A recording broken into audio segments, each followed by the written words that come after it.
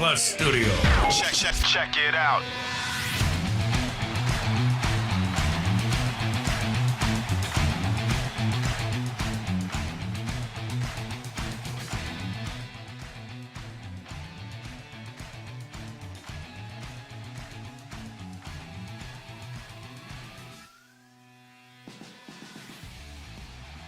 You know, I'm looking here at Steve Robertson's book, The Dog Pile, celebration of Mississippi State's 2021 National Championship baseball season.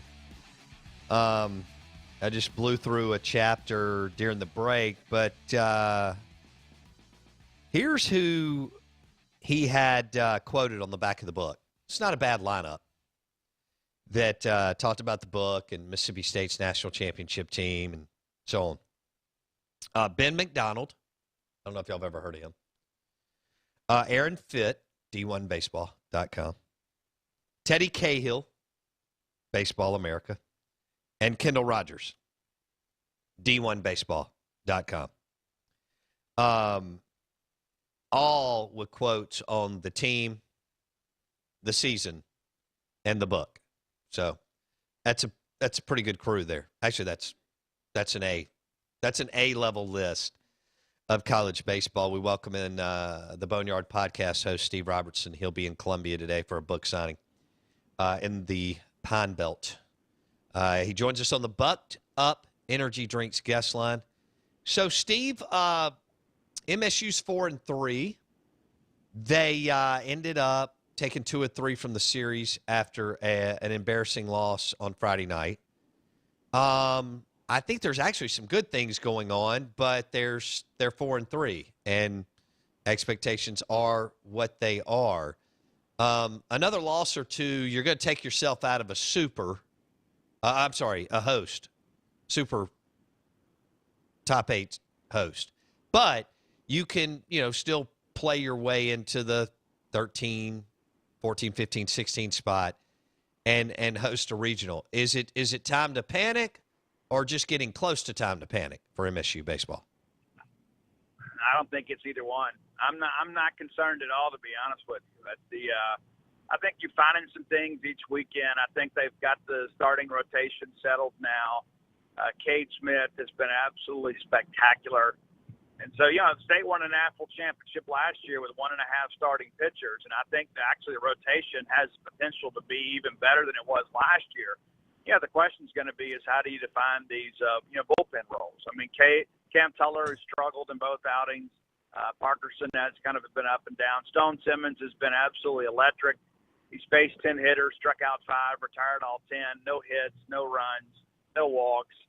So, offensively, they've still got some things to figure out. You need R.J. Yeager to get going. You need Matt Porter to get going. But, the reality of it is that, this time last year we were having this same conversation about leadership and about who's going to step up and replace Jake Mangum and, who's going to be the alpha in the dugout. And, it's still a process. You don't have a Tanner Allen who was a National Baseball Player of the Year on this roster. But I think, by committee with Cam James and Luke Hancock and Logan Tanner, you've got some guys that can be real leaders.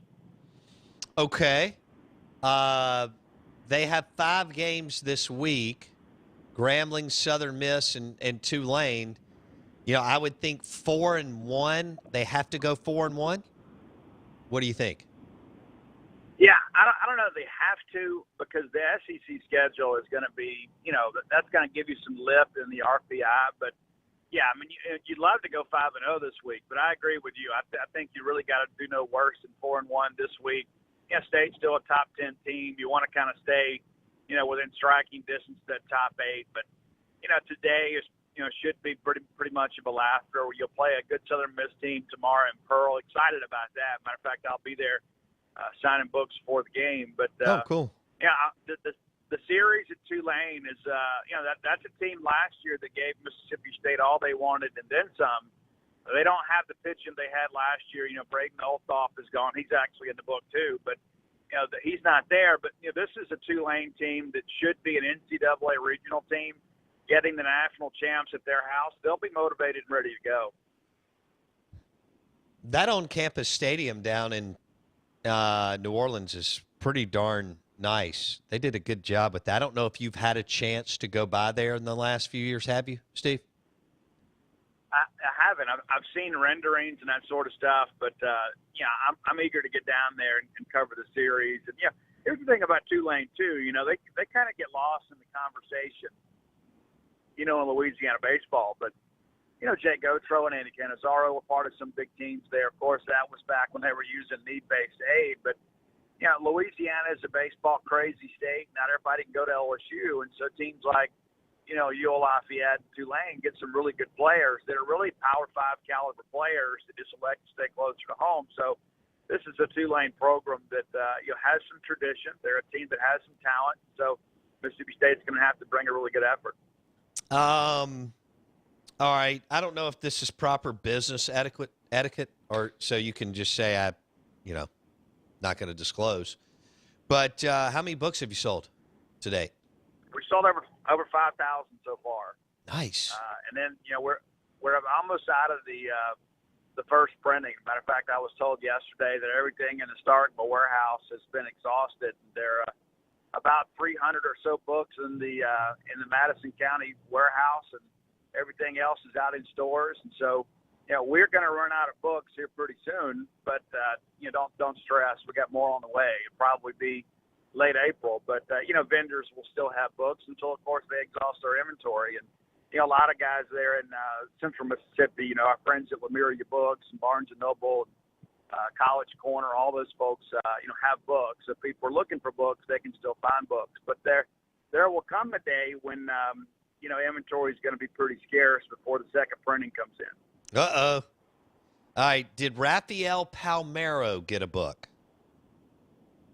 He hadn't got it yet. We're going to send him one, but he's actually in the book. I interviewed Rafi after the College World Series, and yeah, you have to. You know, I mean, it's like if you're going to write a book about Mississippi State baseball, you better quote Will Clark and Palmeiro and Ron Polk, and I was fortunate enough to be able to do all that. But yeah, the thing about Rafael, and I'll say, you know, I've gotten to know him a lot better the last couple of years, and a lot of it's, you know, when I travel. You know, I'll travel to go cover the Bulldogs in Fort Worth or in Houston or in College Station, and then there's Rafi, and then he's coming back with greater regularity. And yeah, this is a guy that loves Mississippi State baseball. And as I've told you before, you know, to me, the most endearing image of the College World Series is Team Hotel when they hand that trophy to Rafael Palmeiro, and you know, he hoists the thing skyward. I mean, it was just kind of closing a pretty interesting loop in our baseball history. All right, so you're not as concerned as some fans. How concerned do you think? So this is a veteran-laden staff at Mississippi State. I mean, not only did they, you know, all become national championship coaches, but this is a veteran-laden staff. Do you think do you think that they are really, really concerned after the first couple of weeks? I don't think they're concerned. I do think Chris was very animated in his comments Friday, and he said what we were all thinking. It is an embarrassing loss. And this Northern Kentucky team, I don't think they've had a winning season in 10 years. I mean, you know, so it's not like, you know, they're just kind of lying in wait with a veteran team to get you. The bottom line is State did not play well. And, you know, the thing that I go back to, we talked about it on my show yesterday, is that, you know, timely base hits. You know, in the 7th and 8th innings, State had an opportunity to take the lead or pull even and couldn't get the big hit. And in the 8th inning, had bases loaded, nobody out, couldn't get the ball out of the infield, you know. And so, you know, that's the thing, too, when you think about guys like LT and Hancock and Cam. Well, you know, last year they had Rowdy and TA. They were always picking them up. You know, it always seemed like the game found Tanner Allen. You know, 9th inning, how many times did we see it where it comes up in the 9th inning and then there's Tanner Allen on deck and has a chance to hit with the game on the line?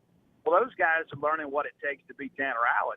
And last year, Tanner Allen had to learn what it was like to be Brent Rooker or Jake Mangum, to have to be the guy that brings you through. And you know, there was an adjustment. There were some times early in the season last year where he didn't come through, but you know, later in the year, it seemed like every opportunity he came through. And so I'm not concerned about those guys. I think it's just a matter of time, you know, as they kind of adjust to a new role and mature a little bit as players. But yeah, this team started 6-3 last year, and it was a very, very shaky 6-3 because they were, you know, a handful of walk-off wins where State has to come from behind in the 9th inning to win. I'm not there. I'm not concerned at this point. I think it's it's just the development of this team, and you got to figure out who you can trust. And I think that's the thing when you look at last Friday. I mean, if Stone Simmons is the first guy the bullpen, State wins that game, they sweep the series, and we're having a different conversation today. But that's not what happened. You had Cam Tuller back out there. I'm not going to throw shade at the kid because he had some big moments last year for State, but he hadn't looked good the first two times out. And so I don't think you see him as the first guy in the bullpen or even the second guy on Friday. Maybe you work him into midweek until he finds it. But, when you also look, Pico Con comes in on Saturday in relief of Preston Johnson, who was outstanding. And there's Pico Con, a freshman out there just pounding his own, and that's what he's been great at. So you've got some options. It's not like State doesn't have players. It's just kind of finding the way to utilize them to get victories. Is that an awesome baseball name or just name, period, or what? You talking about Pico? Yeah. Oh, absolutely. Yeah. Pico Con is great, and he uses Motley Crue's Kickstart My Heart as his walkout. So that's good for another couple miles per hour on fastball. So I love the kid's makeup. The thing that you always think about with young guys, and we saw this some last year, early in the year, is they're scared to get hit. So it's like, I've got an opportunity. This is my dream coming true. So they get a little bit careful and nibble. He's not like that. You can tell he's got some dog in him, and he's not scared to get hit. He trusts the stuff, and he pounds his own, lets defense make plays. And, the game sometimes can be really simple, and that's part of it. Don't walk people. Don't go up there and try to get too cute. Just go trust your stuff and pound the strike zone. And that's what you're seeing Stone Simmons and Pico Con do. And, there's some guys on this team that have some real ability that our fans don't really know yet as household names that by middle of the year, they're going to know that, hey, this is the guy we got to trot out there. Remember this time last year? I mean, we're trying to piece together the back end with, Riley Self and Spencer Price, who were both, had battled injuries a lot later in their career. And, you find out, hey, there are other guys we got to depend on, and they do. And so the staff is still kind of getting a sense of its identity with this team. And, again, I'm not concerned, but, you need a good week this week. Yeah, and then you got Texas Tech Tuesday and Wednesday next week in Biloxi. So it's a pretty serious 7-game stretch, Steve. It is, and it's almost all of it's on the road, and I think sometimes that's a good thing.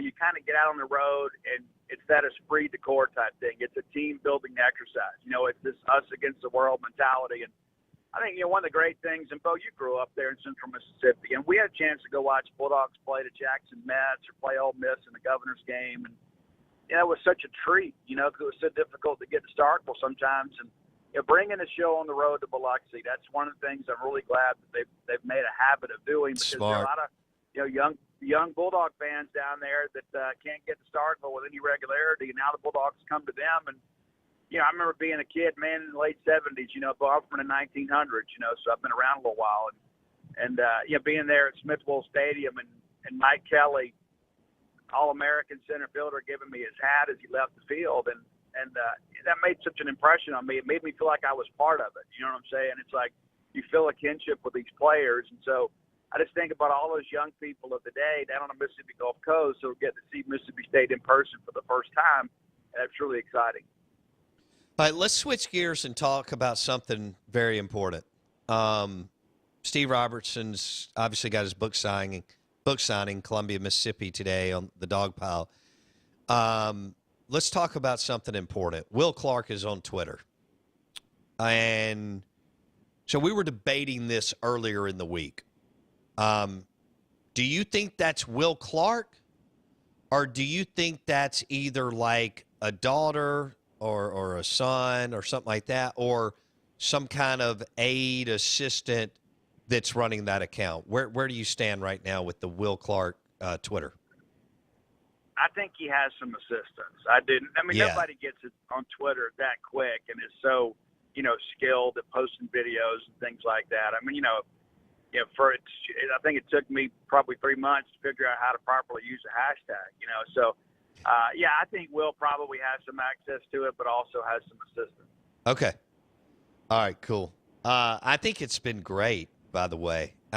He's so intense cocky, abrasive, and yet fun and talented and, all that. Let me ask you this. Where do you stand? It's so funny. People are like, this defines a pretty big era in Mississippi sports and especially Mississippi State sports.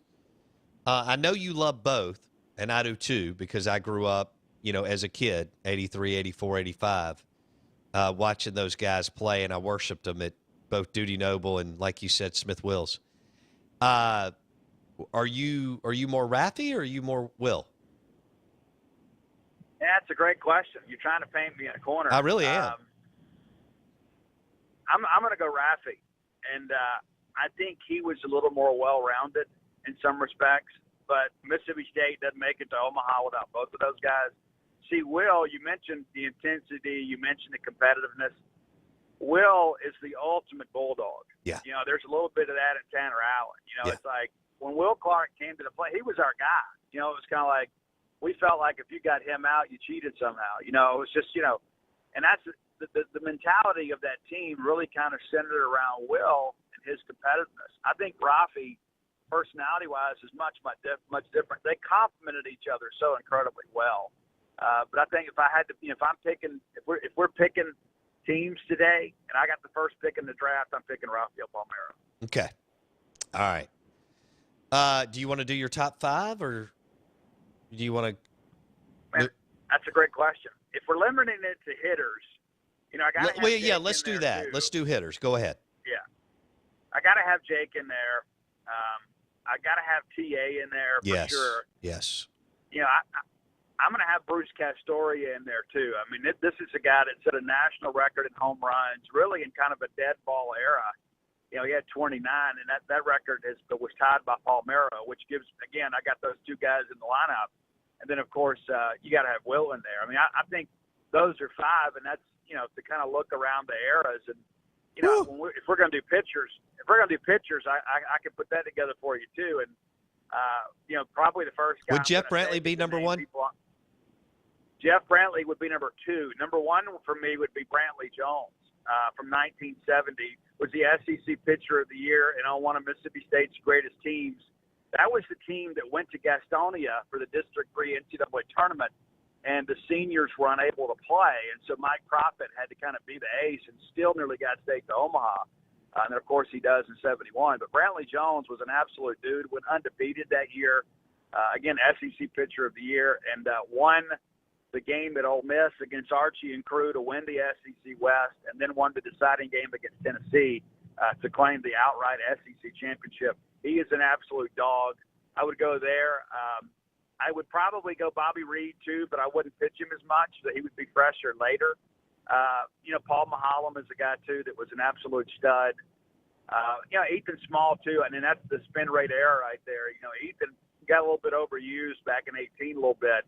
And Scott Boxall's told me before he'll probably never make that mistake again. He'll save some innings for those guys. You see that today, but there's just so many great Bulldog pitchers over the years, and so many guys that were first rounders that had some huge accomplishments. And that's the thing about Mississippi State baseball is there's really no wrong answer, no matter what era you want to pull from, whether it be from the great Paul Gregory years or certainly the Ron Polk years. State has always been able to recruit and develop talent among the nation's elite. So there's really no wrong answer. I mean, no matter how you slice this thing up, no matter what five you pick for pitchers or hitters, you could make a case for probably 50 to 60 guys and still feel like, yeah, I could see it. But Brantley would be in your top five, right? Oh, yeah, absolutely. Yeah. Well, see, that's the thing, too. Is you go back and look at 85, he and Gene Morgan. He threw 9,000 innings. Yeah. I mean, and, all these estimates are approximate, but, the thing about Brantley, too, is the thing that I remember about him is, like, him towing the rubber at Omaha with this look on his face, like, you guys don't have a chance, and you have to have that mentality. You can't go out there and pitch scared. Brantley was an absolute bulldog and a guy that would absolutely shove it up your backside. Mm-hmm. And the thing about Jeff, too, is if he ever could get downhill on you, if he ever got on a roll and kind of got guys second-guessing, the game was over. I mean, because that's just who Jeff was. He was just one of those guys that pitched well with a lead, and could add that third pitch, that second, third time through the order, and make you look absolutely stupid. Steve Robertson on the Out of Bounds show. Blake, you got a question for Steve? Yeah, Steve, you mentioned earlier about like eighth inning, clutchness, and we obviously went through a 6-year stretch of Tanner Allen and Jake Mangum, who always seemed to get to the plate and then get on base when it mattered. So I'm going to take that to pitching. I know it's recency bias. I know that his career was short and not near what those guys that you mentioned are. But Will Bednar's postseason run, specifically what he did in Omaha, is obviously, I think, without question, the best total pitching performance in Omaha for 3 appearances and things like that. Where does a Will Bednar in like I've got to pitch one game when it matters most stack up for Mississippi State pitchers? Yeah, well, I don't think there's any debate. He is the greatest postseason pitcher in the history of Mississippi State baseball. I mean, nobody has been better on the bigger stage than Will Bednar. And, think about it, too. Texas. Texas is the number 1 team in the country. They were a great team last year. And Will shut him down. He walks off the mound doing the horns down thing and then comes back and does it again. It's like that's a dog right there. And so I think about what he did in Omaha, and I don't know if we'll ever see that again. And that you talk about, it's recency bias, but nobody's ever done it before. It's like you put him up there with the Ben McDonald's of the world. You put him up there, with the Roger Clemens of the world of college baseball. That's the type of postseason run that he had. He was just the guy when the team needed him. He was at his best, and I think you're exactly right. If we're going to Omaha, Game 1 pitcher or Game 7 pitcher for me is Will Bednar. We'll leave it there. All right, 20 seconds, Steve. Does what was this? Does Steve think Downs stays in the lineup? Steve, do you? That is a great question. I tell you this, that kid, when he hits a baseball, even his outs are loud. He really barrels things up. And I talked to one of our baseball parents yesterday, and they talk about how, he's just so strong. And there's almost an embarrassment of riches when you look at that outfield. And I think you got to ride him. Maybe you play around a little bit in the midweek this week, but I think with the way he's hitting the baseball and as athletic as he is, you got to put him out there. Now that he's available to you, to use him. All right. We'll leave it there. Steve Robertson in Columbia, Mississippi for the Dog Pile book signing today. He'll be at Trustmark Park in the Braves Stadium on Wednesday before the game, Steve, or during the – how does that work? I'll be before the game. I got to cover the game before the game. Got it. All right. I didn't know if you needed me to cover the game for you, but you got it. All right. Good deal. Thanks, man. Thanks, buddy. See ya. All right. Out of Bounds, ESPN 105.9 The Zone, is brought to you by Mississippi Smart Homes, mssmarthomes.com. And this is pretty awesome. They're offering a $2,000 package right now with $2,500 value. It's install, setup, and teaching, which is very important for Jake Manning and mssmarthomes.com. So you get your Nest, that's the thermostat doorbell. You get the outdoor camera. You get the automated smart lock. And you get the Google Hub. All at mssmarthomes.com. That's mssmarthomes.com. Larry the Cable Guy tomorrow. See you.